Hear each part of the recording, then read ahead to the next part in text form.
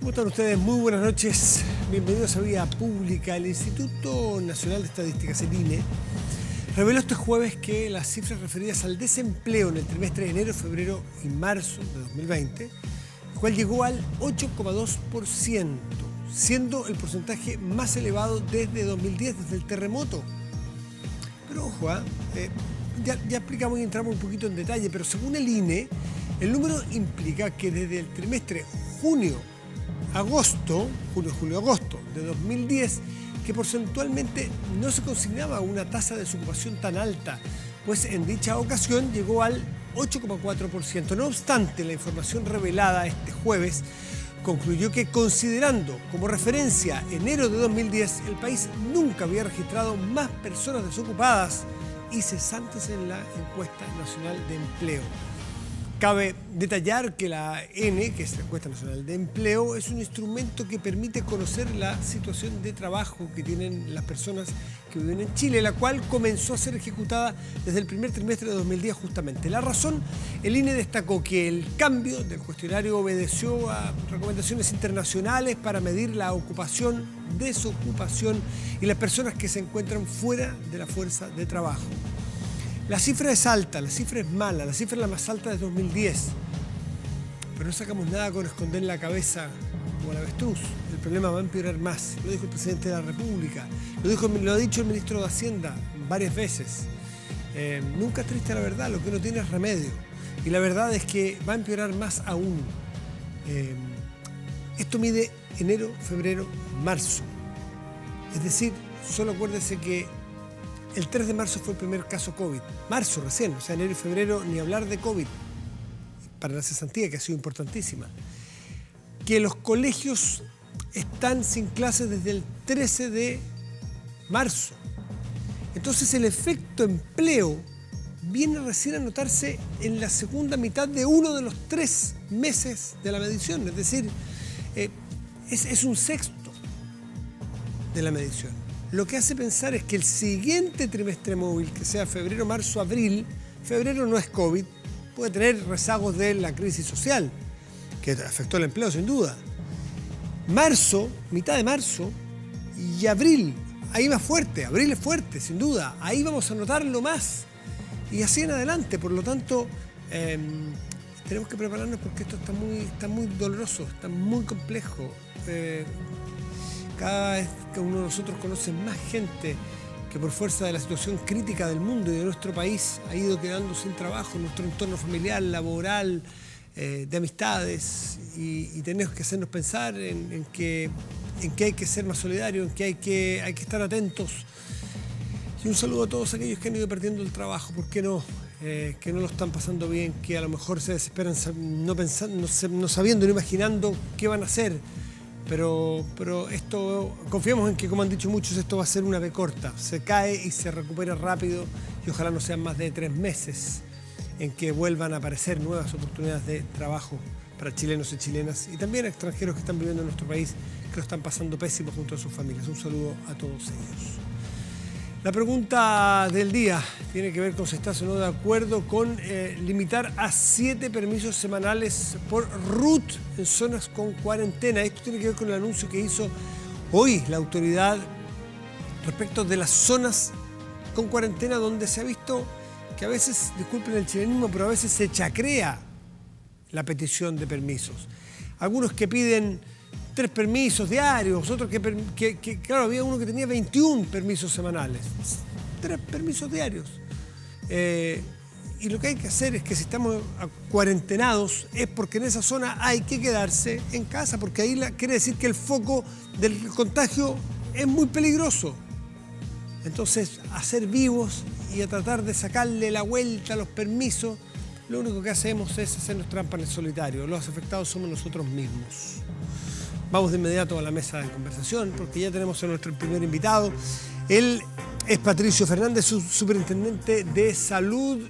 Patricio, buenas noches, gracias por recibirnos. ¿Cómo está, Matías? Muy buenas noches. Muy buenas noches.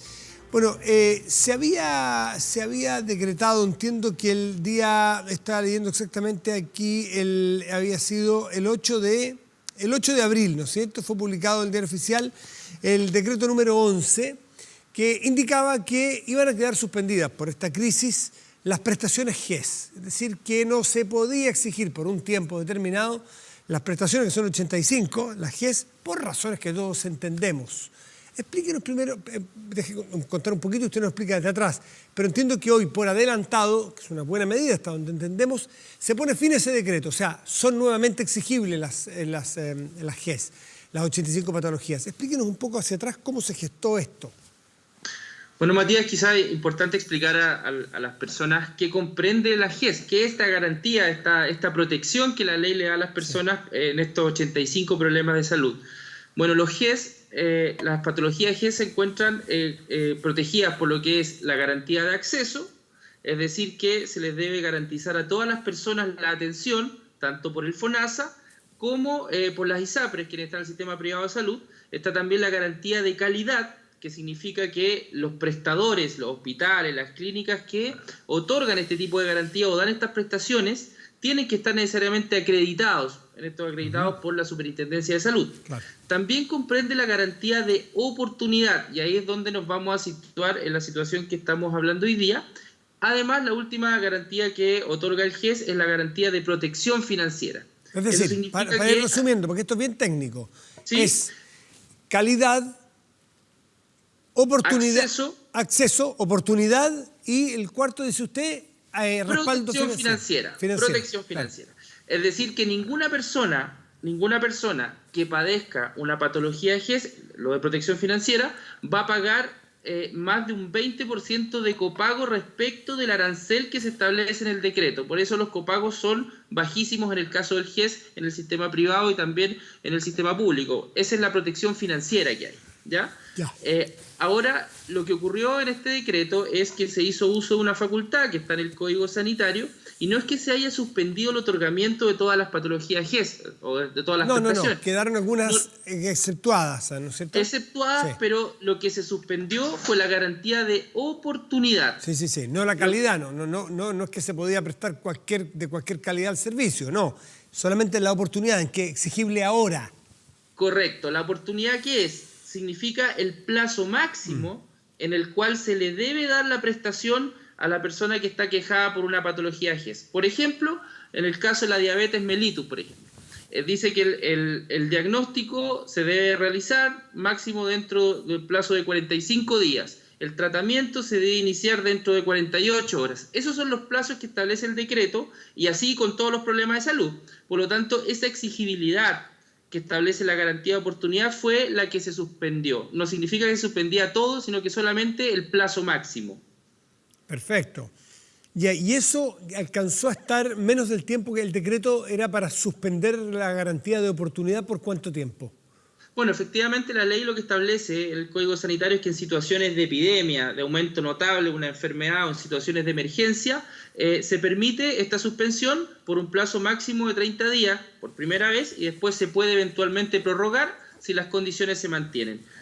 Como el análisis que se ha hecho por los técnicos, que en este caso están asesorando también al Ministerio de Salud y también al presidente Piñera, se ha estimado que estamos en una situación de meseta de casos COVID, mucho menos de lo que realmente se esperaba en un principio.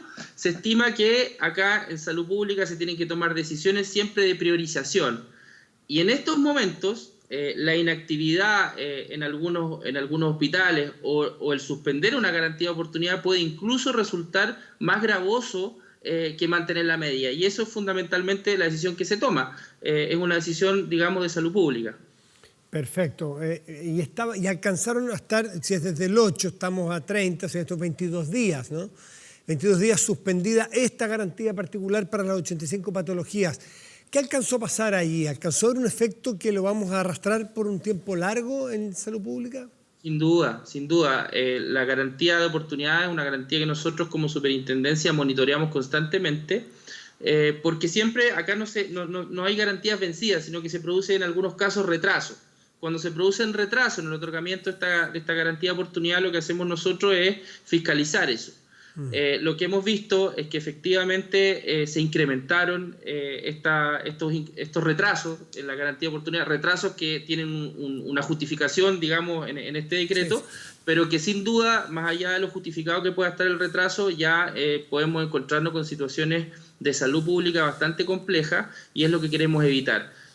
Acá hay una obligación de ley, digamos, de protección, ha sido una de las políticas en salud más exitosas como país que hemos tenido en la implementación de la garantía GES, y es una garantía que es una protección que tenemos que cuidar para las personas y obviamente hoy día los 85 problemas de salud prácticamente abarcan el 70% de la carga de enfermedades del chileno. Mira, es increíble con lo cuestionado que fue al principio, el famoso auge al principio, ¿no? Al principio de los 2000, lo cuestionado que fue en algunos sectores, y hoy día usted es de lo más valorado que hay para el manejo de la salud y la cobertura social de los chilenos y las chilenas. Siempre son las listas de espera, ¿no es cierto? Son los temas que las autoridades sanitarias están tratando de dar la pelea para mantener a raya esa exigencia. ¿Cuánto vamos a perder, cuánto se nos va a quedar de rezago en listas de espera por estas patologías y por este decreto que alcanzó a funcionar 22 días? Bueno, el catastro del último mes lo vamos a tener los próximos días, pero es altamente probable que se haya triplicado al número de retrasos que hay habitualmente. La situación que queremos hacer es despejar, por cierto, lo más grave, apuntar a eso. El ministro está muy preocupado por este tema en el sentido de que los servicios de salud fundamentalmente van a tener que desarrollar estrategias para lograr la atención, para normalizarla y también manteniendo el resguardo, por cierto, de la protección que tienen que tener al interior de los centros de salud, porque recordemos que muchos de estos problemas de salud aquejan a las personas y los colocan en una situación de riesgo frente a la pandemia que estamos viviendo. Por lo tanto, la responsabilidad va a ser doble en ese caso.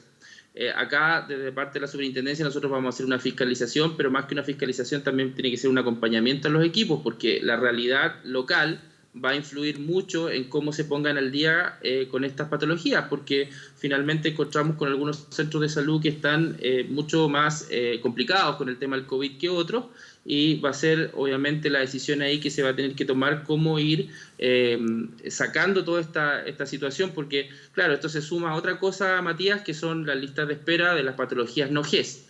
Claro, esa es otra historia que probablemente vamos a tener el próximo año y no va a estar fácil aquí. Sí, Patricio, ¿sí? Esto es como el dominó que va cayendo, es decir, si tuvimos la justificación por la crisis de suspender la oportunidad de las garantías explícitas GES, y estas van a tener que empezar a ponerse al día, van a su vez produciendo un rezago, me imagino, a aquellas que no son GES, es decir, la prioridad la van a tener ahora en ponernos al día en las GES, las que tenían listas de espera habituales van a quedar más rezagadas aún. Sin duda, acá va a ser muy, muy complejo el manejo de esta situación post pandemia. Va a requerir un esfuerzo tremendo de los equipos de coordinación, de los equipos de gestión. Recordemos que también esto impacta y necesariamente en salud siempre va a ser un tema, el tema presupuestario. El tema en salud normalmente nosotros trabajamos con déficit, es decir, siempre se habla de la deuda del sistema de salud, siendo que no debería ser así. ¿Por qué? Porque en general todos los servicios funcionan con un presupuesto, pero la particularidad en salud es que siempre se trabaja con deuda, por lo tanto el esfuerzo que va a haber que hacer para el próximo año en regularizar lista de espera va a tener que ir de la mano con la situación probablemente país y presupuestaria que debamos afrontar. ¿Cuál es el papel más fundamental que está cumpliendo la superintendencia que le toca encabezar, Patricio, en estos momentos de crisis con el COVID? Sabemos que la autoridad sanitaria central ha tomado el control, por así llamarlo de algún modo, de manera legal, de todo el sistema de salud, el público y el privado, es decir, poder repartir de una manera central, de manera razonable y racional las camas, los recursos, los ventiladores, en fin, para poder hacer frente a la crisis. ¿Cuál es el papel que le cabe a un superintendente en este caso para las personas que se están atendiendo por COVID? Bueno, nosotros, aquí hay un mérito que reconocer al ministro de Salud. Él ha coordinado, yo diría que de una manera bastante inteligente, a todas las áreas dependientes del ministerio, porque nosotros como superintendencia vamos al ritmo de las políticas, porque esto es muy dinámico. Entonces, tuvimos problemas o se tomaron definiciones respecto a cuarentena. En lugar, nosotros reaccionamos diciendo, oiga, acá la gente con problemas de salud GES, usted tiene que entregarles los medicamentos en el domicilio. Patricio, denle una claridad, disculpe la interrupción. Ustedes son autónomos del ministerio, para que la gente entienda.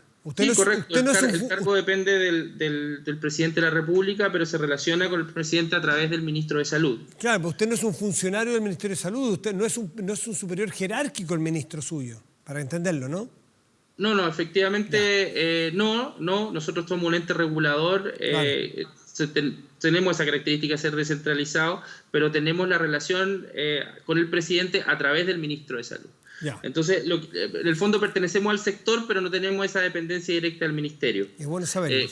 Por lo tanto, claro, efectivamente lo que hacemos nosotros y lo que ha hecho inteligentemente el ministro es tratar de distribuir, porque finalmente un grupo, es decir, los 2 subsecretarios más el ministro, no van a ser capaces de poder controlar todos los aspectos de esto. Hay más de 3,5 millones de personas que también pertenecen al sistema de salud privado, que no se pueden también dejar de lado. Por otro lado, nosotros como superintendencia fiscalizamos tanto a los públicos como a los privados. Por lo tanto, nosotros hemos desarrollado plan de fiscalización por el tema de la pandemia. Hemos ido a las diversas clínicas, hospitales, a fiscalizar que estén aplicándose los protocolos de seguridad, los protocolos de calidad, que tengan las medidas de protección, que tengan espacios para tratamiento del COVID separado en la urgencia, y así hemos ido fiscalizando. Por lo tanto, nosotros vamos de la mano con lo que las políticas ministeriales han determinado, porque aquí finalmente el gobierno tiene que actuar conjuntamente, el gobierno tiene que responder a la ciudadanía. Acá hay mucha incertidumbre, hay mucho temor, y nosotros como autoridades tenemos que estar al frente y tenemos que poner la cara para que esto lo saquemos todo adelante. Patricio Fernández, superintendente de salud, muchísimas gracias por recibirnos esta noche. Que esté muy bien. Que esté muy bien, Matías. Muy buenas noches. Igualmente, buenas noches. Vamos a hacer una pausa y volvemos aquí en Vía Pública. La pregunta del día, que se la planteamos al iniciar el programa, tiene que ver si estás o no de acuerdo con limitar a 7 permisos semanales por RUT en zonas con cuarentena. Hasta el momento, el 80% cree que sí, el 20% cree que no. Puede participar en nuestro fanpage de 24 horas. Pausa y volvemos en Vía Pública.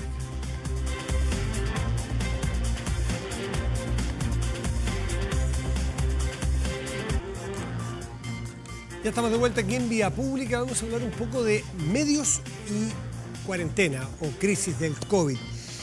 Porque se han hecho estudios y vamos a mostrarles y a tratar de analizar con los protagonistas los resultados. ¿Cómo está consumiendo la gente, los chilenos y las chilenas, los medios de comunicación para informarse en esta crisis? Saludamos a Bernardita Alzolar, que es presidenta de la Asociación Nacional de Mujeres Periodistas. Bernardita, ¿cómo estás? Buenas noches. Hola Matías, buenas noches. ¿Cómo estás? Bien, pues gracias por recibirnos a esta hora en tu casa. Este es un trabajo que hicieron las mujeres periodistas, la Asociación Nacional de Mujeres Periodistas con CADEM, que se especializan en trabajo de encuesta, y hay cosas bastante sorprendentes, como la vuelta, si se quiere, de alguna manera, a los orígenes, a los medios más tradicionales, a las marcas, a la confianza, versus la emergencia que habían tenido las redes sociales. Quizás eso es de las cosas más llamativas, Bernardita. Efectivamente, Matías, porque la verdad es que nosotros tenemos la posibilidad de comparar con el estudio anterior que hicimos a raíz de la crisis social, y los resultados son bastante sorprendentes y son buenas noticias para los medios tradicionales, porque efectivamente hay un aumento en el consumo de medios tradicionales y hay un aumento en la confianza hacia los medios tradicionales. Y eso, comparado con lo que sucedía después nosotros hicimos el estudio anterior en enero de este año, comparado con la visión que tenía la gente de los medios de comunicación, en ese momento hay una mejoría notable, muy notable. Sí, la televisión abierta, por ejemplo, es de los protagonistas, de los protagonistas medidos, de los jugadores, de los players que hay en este medio, tanta competencia, quizás el que más gana, el que más recupera, que tiene una curva más marcada en cuanto a confianza y cantidad de consumo, o sea, cantidad y cualidad. Absolutamente, o sea, tengo aquí alguna cifra, y la verdad es que la televisión se vuelve el medio preferido, uno de los medios preferidos para informarse. La televisión abierta aumenta 13 puntos comparado con lo que tenía en enero. La televisión pagada sube 8 puntos y en cambio Facebook, que en su minuto había sido el medio que preferían durante la crisis social la gente para informarse, cayó 16 puntos en las preferencias de la gente. Y por otro lado, lo interesante... Perdón, y cayó, Bernardita, Facebook cayó también mucho el consumo, no solo la confianza, sino que la gente lo consume menos. Absolutamente, absolutamente. No, pero además lo más importante en esto, para mi gusto, es no solo el aumento del consumo, sino que el aumento de la confianza en los medios. Sí. El tema de la credibilidad en un escenario general frente a todas las instituciones de mucha desconfianza. Entonces, es muy optimista o positivo que la confianza aumente de manera significativa durante en el minuto en que se realizó esta encuesta. Sí. Porque, por ejemplo, la televisión abierta, que es de lo que estamos hablando, aumentó la confianza en la información que proporciona la televisión abierta 18 puntos, lo cual es un salto gigantesco. Y yo creo que también la evaluación respecto al trabajo que se hace en la televisión mejoró notablemente. Por ejemplo, durante la crisis del estallido social de octubre, la gente consideraba que en la televisión un 16% consideraba que la televisión había sido el medio que mejor había explicado las causas de la crisis. Esa cifra pasó a 41% ahora. O sea, consideran que es el medio que mejor ha explicado las causas del coronavirus, los problemas relacionados con el coronavirus. ¿Cómo podríamos explicar eso, Bernardita? ¿Tiene que ver con que la crisis de octubre en adelante no tenía un protagonista o protagonistas claros y esta crisis epidemiológica tiene protagonistas o interlocutores como los médicos, por ejemplo, que nos explican cosas y en la televisión es muy propicio para tener un entrevistado que te explique? ¿Irá por ahí la razón?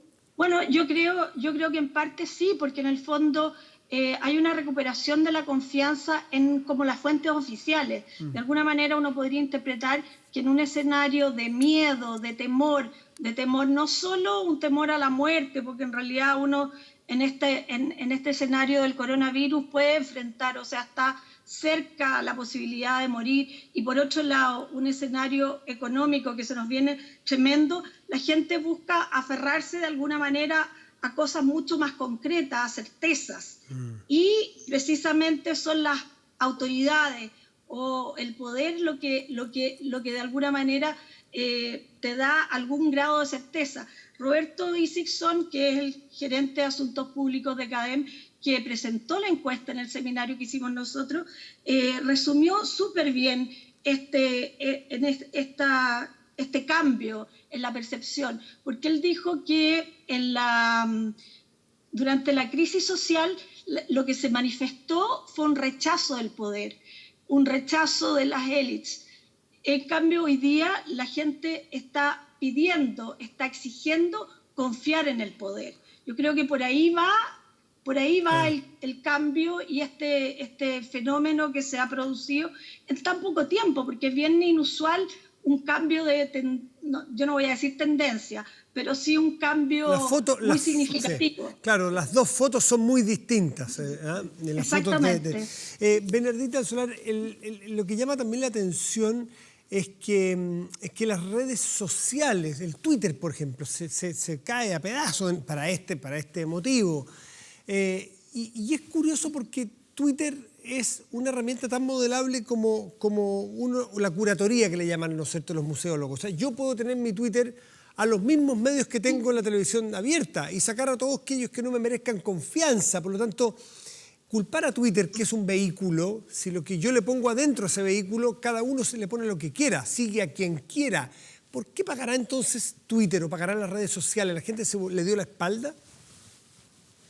A ver, yo no creo. Yo creo que el fenómeno que es interesante es que las redes sociales de alguna manera, lo que refleja esta encuesta es que vuelven como a su origen, desde donde parten, porque en realidad la gente la está usando mucho más para conectarse con otras personas, pero no tanto para informarse, que era lo que la estaban usando fundamentalmente, o la usaron fundamentalmente en el episodio de enero, o para reunirse, pero ahora están incluso buscando o sea, aparte de buscar de vincularse con la familia, con los amigos, también la están usando como modo para entretenerse. Entonces hay un cambio, y yo creo que ese cambio es súper relevante desde el punto de vista de la profesión, porque en definitiva los medios tradicionales tienen la oportunidad de recuperar posiciones.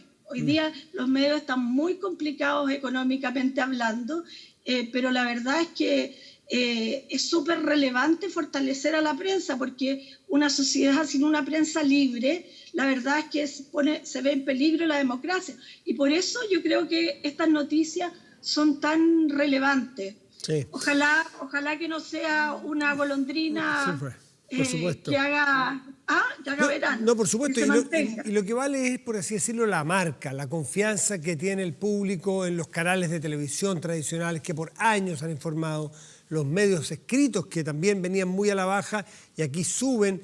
Es decir, no cuesta tanto imaginarse, y otros que son más nuevos que la gente no sabe cuáles son sus fuentes claras. A propósito de la confianza, ustedes también tienen un capítulo o algunas diapositivas en la encuesta respecto a las fake news, que campean, sabemos, en las redes sociales. O sea, uno puede encontrar que hubo un terremoto en la esquina de mi casa y uno no vive ahí y no se da cuenta, y tienen fotos, tienen gráficos, tienen información, tienen testimonios de algo que no ocurrió, es algo sorprendente.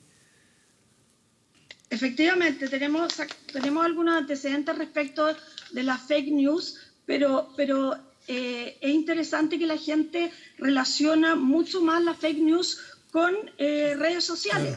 Claro, entonces eso y el hecho de que estén abandonando redes sociales es una noticia positiva. De hecho, por ejemplo, la encuesta dice: ¿con qué frecuencia te has encontrado con noticias que crees que son falsas o inventadas desde el inicio de la crisis? En las distintas fuentes. Exactamente. Y un 39% de la gente dice que se ha encontrado con noticias falsas en WhatsApp, con lo cual eso se compara con el 25% que decía lo mismo hace en enero, digamos, hace 4 meses. O sea, la percepción respecto a que son medios que transmiten noticias falsas aumentó considerablemente. En cambio, por ejemplo, hablando de televisión, en este mismo punto, la televisión abierta, en ese minuto, la gente percibía que un 47% decía que se había encontrado con noticias falsas en enero. En cambio, ahora en abril, la televisión abierta tenía solo un 26%. O sea, la percepción de la gente respecto a la credibilidad o a las fake news de las noticias había aumentado considerablemente respecto a la televisión abierta, comparativamente con redes sociales. Y por ejemplo, WhatsApp, que es la herramienta que muchos, casi todos, ¿no? Todos tenemos nuestros teléfonos ya a la mano. WhatsApp es de los que más tráfico genera, lo que más miramos en el día, más incluso que los portales, que la tele, que la radio. Sin embargo, cuando le preguntan, la pregunta exacta de ustedes es, en este periodo de coronavirus, ¿para qué has usado el WhatsApp con mayor frecuencia? Y es lo más distinto que hay lo más distinto que uno puede hacer a la información. Lo usa mucho, pero para cosas totalmente distintas que para la información. O sea, el 80% dice que lo usa para saber cómo están los familiares y sus amigos. O sea, es lo que te decía un poco antes. Claro. La verdad es que...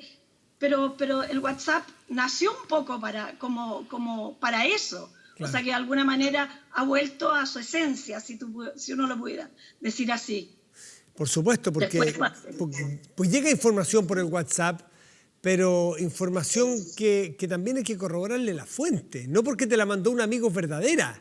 Al amigo también le pueden haber engañado, o a uno mismo, sin querer, si está paviando, puede reenviar una noticia que tiene todos los visos de ser real, los colores de un medio tradicional, el tipo de letra, pero que si no tuviste cuidado puede pasar un gol y puede generar mucho daño. Por eso que eso, o sea, por la contrapartida de eso es la recuperación de la confianza en los medios tradicionales, claro. Porque los medios tradicionales son los que de verdad profesionalmente están encargados de producir contenidos para informar a la gente, en lugar de alguna manera, uno podría decir que las redes distribuyen contenido, pero los medios producen contenido, entonces, y contenidos de calidad y veraces. Entonces, yo creo que hay, en ese sentido, es una buena señal que uno encuentra en esta encuesta. Ahora, qué difícil saber, y el tiempo lo dirá, las investigaciones, las tesis que se harán, ¿cuánto influyó el desorden mediático de informaciones cruzadas y desinformación que hubo para la crisis social, para que en esta crisis que es sanitaria y que además tiene una raíz científica más dura, por así decirlo, que la gente haya quedado un poquito espantada de tanta confusión mediática e informativa para ese tipo de crisis y que en esta entonces quiere asegurarse, no quiere que le pase de nuevo desinformarse para uno u otro lado? Sí, pero fíjate, Matías, hay un dato bien interesante. Nosotros preguntamos sobre quién eran las personas más creíbles y ahí pusimos rostros, conductores de noticiarios, pusimos panelistas y los resultados fueron bien interesantes porque durante la crisis social uno vio en las pantallas cómo la gente criticaban y casi agredían a los periodistas, pero hoy día aparece en la encuesta de ahora que quienes les parecen más creíbles son los periodistas que cubren las noticias en terreno. Entonces también ese cambio es un cambio interesante, sí, pues, distinto, digamos, que uno no se habría imaginado que hubiera cambiado la realidad en tan poco tiempo. Y habla también, Bernardita, bien de nuestra ciudadanía, que es capaz de discernir frente a un contenido al cual no le tiene confianza de origen y a uno que sí le tiene confianza. Puede que no le guste, puede que fuere, pero más o menos sabe quién es capaz y quién sabe producir contenidos y quién está inventando contenidos. El público lo discrimina eso. Sin duda, o sea, la gente no es tonta. Claro, hay nivel de educación. Habla bien también del nivel de educación del consumidor chileno para este caso.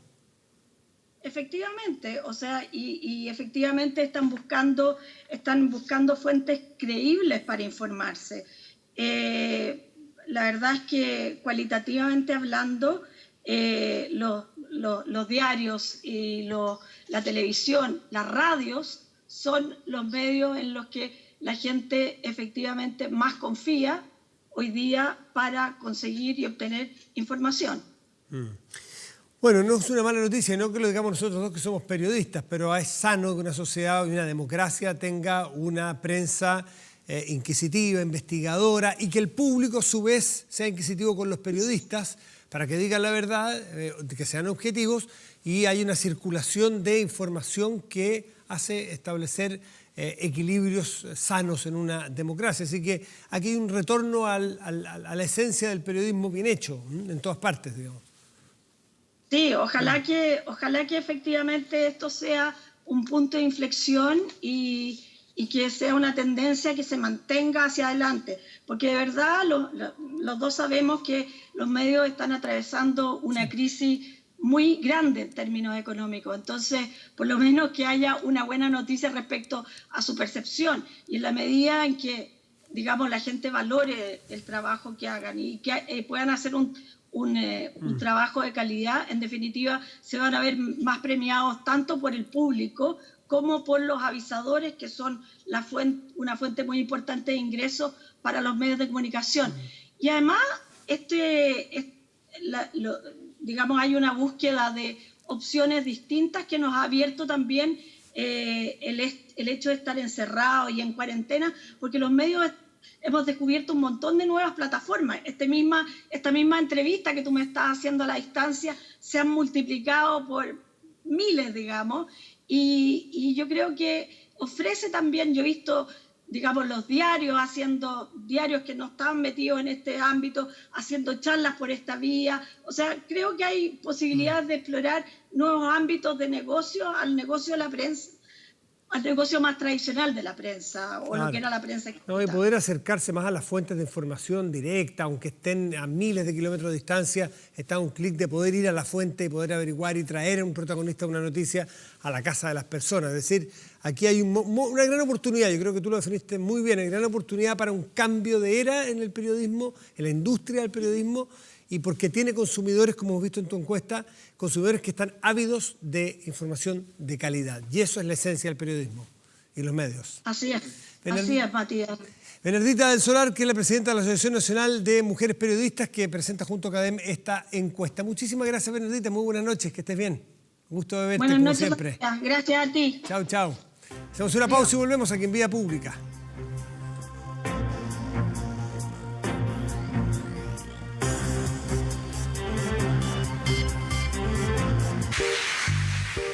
Ya, de vuelta aquí en Vía Pública, le presentamos de inmediato el resultado de la pregunta que los invitamos a participar.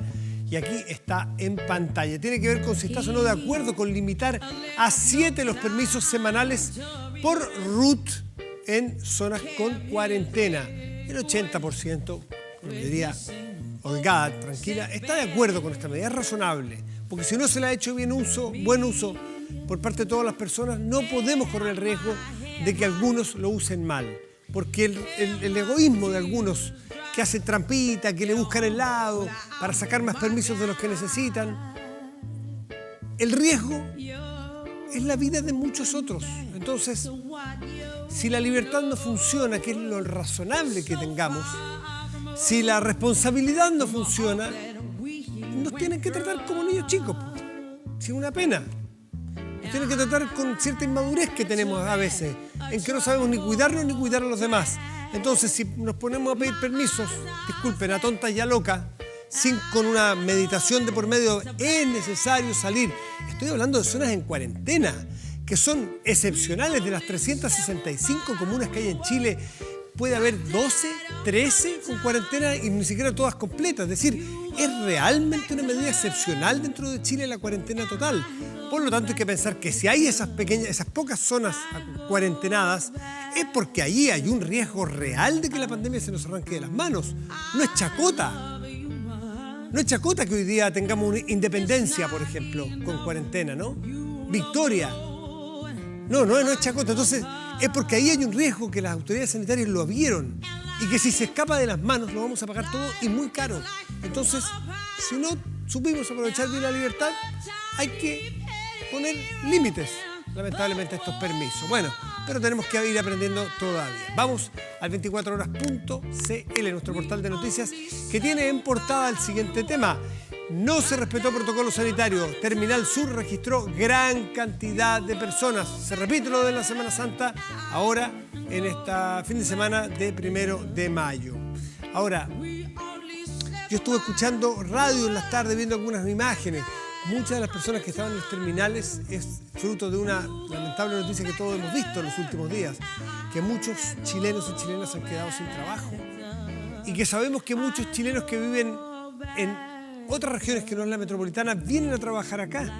Y hay muchas personas, por los testimonios que alcancé a recoger, escuchar, que perdieron su trabajo, están volviendo a sus casas. No están yéndose de gusto, no están yendo a una segunda vivienda necesariamente a pasarlo bien. Están yendo sin trabajo a sus casas en otras regiones cercanas a la metropolitana. Quizás por eso tuvimos una afluencia más grande de público en los terminales. Vamos a ver la temperatura que hay en este momento en la región metropolitana. Tenemos 8 grados con 1/10 y el cielo está despejado. Para mañana viernes, que es feriado, ideal para levantarse tarde, los que pueden, los que podemos. Ideal para quedarnos en la casa. Ideal para hacer un almuerzo, prepararse algo, familia y no salir. Ideal. Bueno, para mañana tendremos despejado, 26 grados de máxima. Eso es el viernes mañana. Y el sábado tenemos 23 grados de máxima probable y también despejado. Revisemos otras regiones del país. Aquí tenemos Coyhaique, región de Aysén. Tendremos cielo parcial y una máxima probable de 17 grados. Y La Serena, en la región de Coquimbo, tendrá los mismos 17 grados de máxima, pero el cielo estará nublado. ¿Y qué es lo que escuchamos de fondo? Inconfundible. A 13 años del lanzamiento de su álbum y canción Back to Black, éxito lanzado en 2006, la cantante británica Amy Winehouse recibirá un homenaje póstumo por parte del Museo del Grammy. Back to Black es el segundo y último álbum de estudio de la cantante, quien falleció, como sabemos, de manera muy trágica y lamentable el 23 de julio de 2011. Tras su lanzamiento y promoción, Back to Black vendió más de 20 millones de copias alrededor de todo el planeta, las cuales le convirtieron en el álbum de mayor éxito comercial de Amy Winehouse. En la 50 ceremonia de los premios Grammy, Back to Black ganó 5 premios, igualando el récord impuesto por Lauryn Hill, Alicia Keys y Beyoncé por la mayoría de premios ganados por una artista femenina en una sola ceremonia. Esta noche recordamos a la estupenda y talentosísima Amy Winehouse con Back to Black. Muy buenas noches, a cuidarse y gracias por venir. Chao.